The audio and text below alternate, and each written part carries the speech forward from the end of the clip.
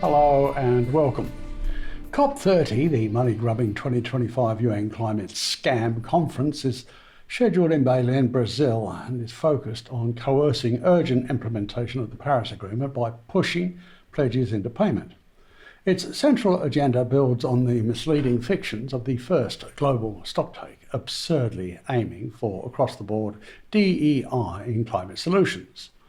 COP30's bullying agenda has its toxic tentacles wrapped around 6 principal thematic pillars, each supported by targeted activation groups to obtain socially disruptive outcomes. The conference's 30 key objectives accelerate climate hysteria by supporting the Sustainable Development Goals, the SDGs, under the laughably ludicrous fiction of climate justice. This duplicitous farce now miraculously purports combating hunger and poverty and addressing systemic inequalities related to gender, race and socio-economic conditions. I'm amazed the Rainbow Mafia hasn't yet featured in this woke melange, but it's early days. A major shift here is maintaining the illusion of accountability which exists in name only. The conference scales up aggressive action while conflating global stocktake results into coordinated worldwide sub-agendas. These include strong-arming nations to submit more forceful climate plans, NDCs, strictly aligned to net zero, developing punitive metrics and financing mechanisms for adaptation, structuring financial commitments to increase climate finance to $1.3 trillion annually from both public and private sources by 2035, focusing on DEI and a just transition frameworks to ensure fair outcomes for workers. COP30 functions as a racketeering standover platform hiding behind the banner of environmental protection. Its overt subversion reinforces multilateralism under the UNFCCC and drives fear-mongering climate deception to integrate pointless action everywhere. The conference program features cosmetic thematic days contrived to direct urgent implementation. Topics range across health, jobs, education, culture, justice, information integrity, workers' rights, uniting civil society, government and business. With evermore seeing through the threadbare climate scam, COP30 faces mounting challenges, especially on untenable hydrocarbon fuel reduction, climate finance and global equity. They desperately claim a need to achieve emissions reduction commitments and deliver on funding promises. Actions finalise steps from prior COP meetings, including the ecocidal tripling of renewable energy capacity by 2030. COP30 is infamous for its woke DEI approach to fake climate catastrophe domination. It continually emphasises urgent delivery over new negotiation and pushing climate racketeering into the lives of unsuspecting communities worldwide. Remember, all of this unfolds despite the overarching fact that not a shred of climate change mania is founded in fact. Its vandal followers tiresomely repeat the barefaced lie of the science being settled, yet they never provide a scintilla of proof to verify this false claim.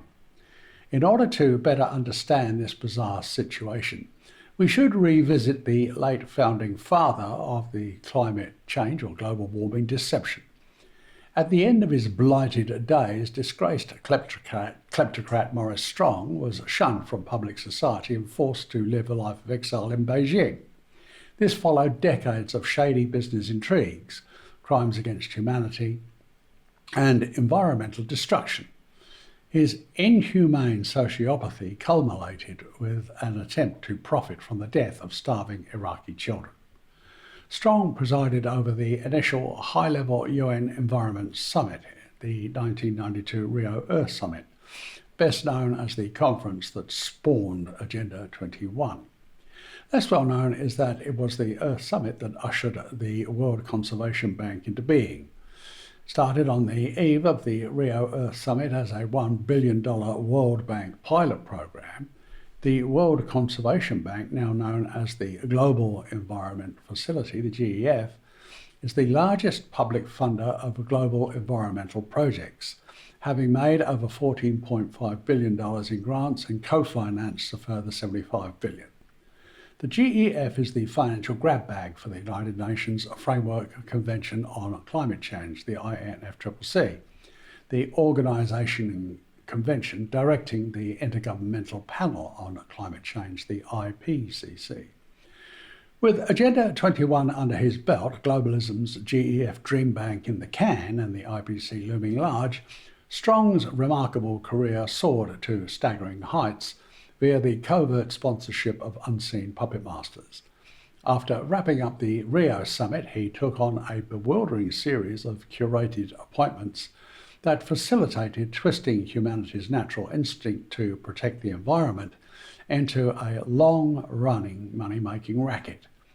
That his panic-mongering ruse of global warming had no scientific basis whatsoever remains inconsequential, so long as deceptive media colludes with the fraud.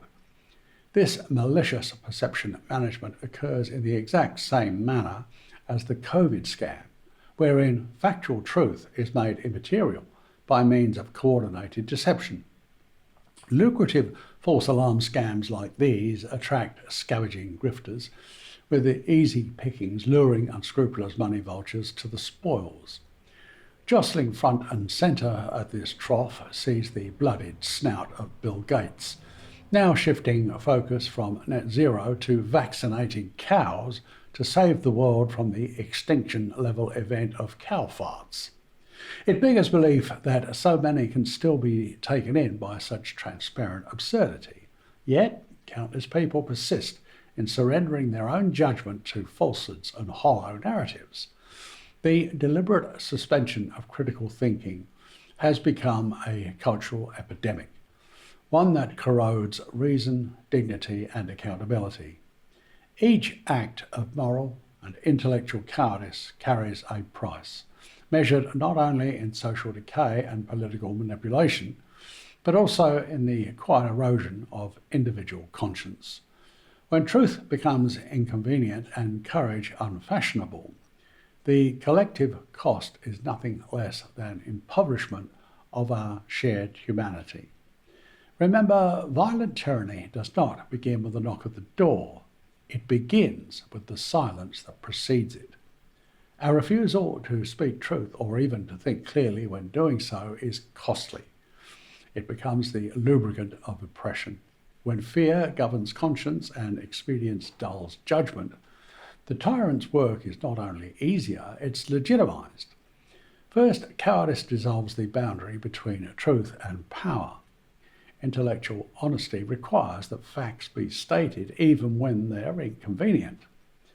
Under pressure, however, people will often accept the euphemisms of the regime. A purge becomes a security operation, censorship a necessary safeguard, persecution an administrative measure. This substitution is not merely semantic, it's moral anesthesia. Language is bent until cruelty seems reasonable. In that fog, atrocity advances without resistance because it appears at every step like the lesser evil. Second, cowardice normalizes what should scandalize. When violence is sporadic, courage can isolate and decry it. But when fear stifles dissent, violence becomes a rule to which society adapts. The spectacle of wrong left unanswered shifts the public's moral baseline. What would once have united people in outrage begins to seem inevitable. This habituation is perilous. It recruits the indifferent into complicity and teaches the young that safety is found not in righteousness, but in compliance. Third, institutions designed to restrain power collapse from within.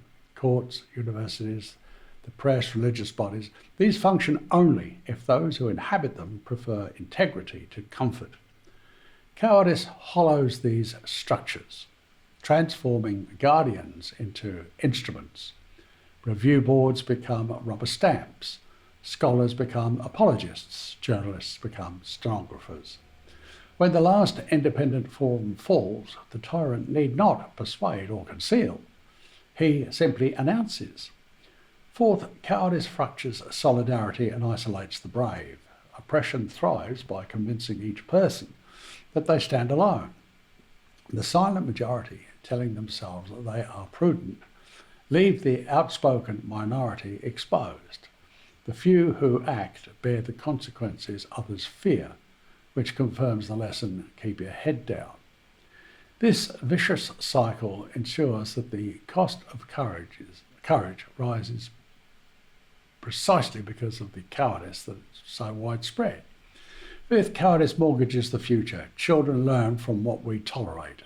A generation raised amid fearful silence internalises caution as virtue.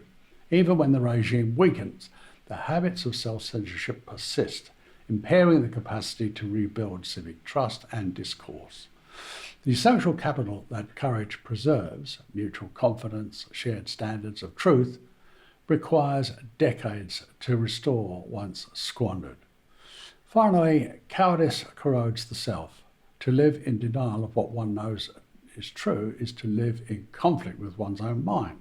Rationalisations proliferate, and with them resentment toward those who do not share them. Moral injury accrues not only among perpetrators, but among bystanders who accept what they know to be wrong. The result is a society populated by inwardly broken people whose public composure hides private shame. The antidote is not recklessness, but principled fortitude. To name cruelty as cruelty, to openly refuse the lie of climate change, to protect the vulnerable even when unfashionable or unsafe. Courage is not the absence of fear, it's the decision that fidelity to truth and human dignity outweighs the personal cost. Without such resolve, tyranny does not merely rule, it recruits us to rule ourselves on its behalf. Thank you for watching.